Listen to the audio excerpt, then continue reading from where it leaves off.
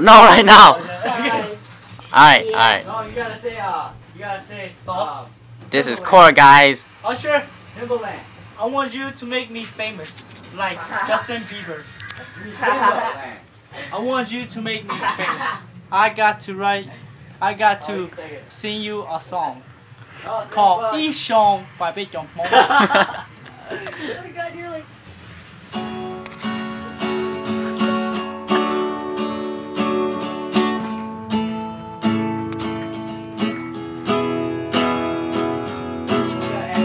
Nó chỉ có xyoo thôi lo lơ, nó chỉ có nụ cười cho cô trẻ, vì cô sẽ phải có thể lý đâu cho cô muốn thế rồi cô bắt chước xong đâu,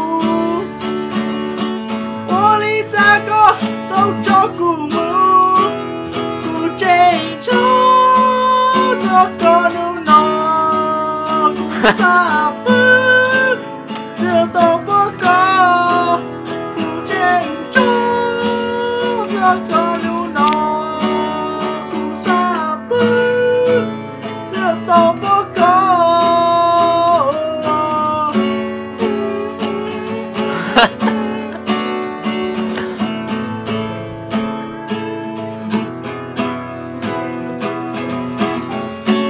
nó cũng bảo sửa bỏ con cũng tôi lúc cũng xa của anh cha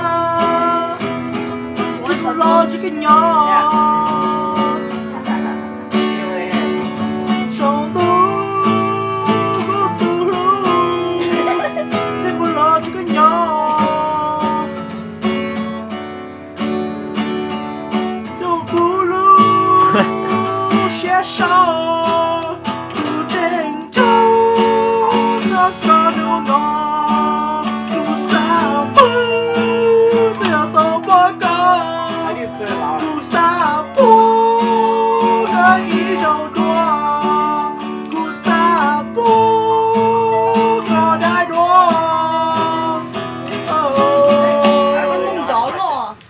Make me famous, Usher. I want you to make me famous like Justin Bieber, so I can be popular and be famous.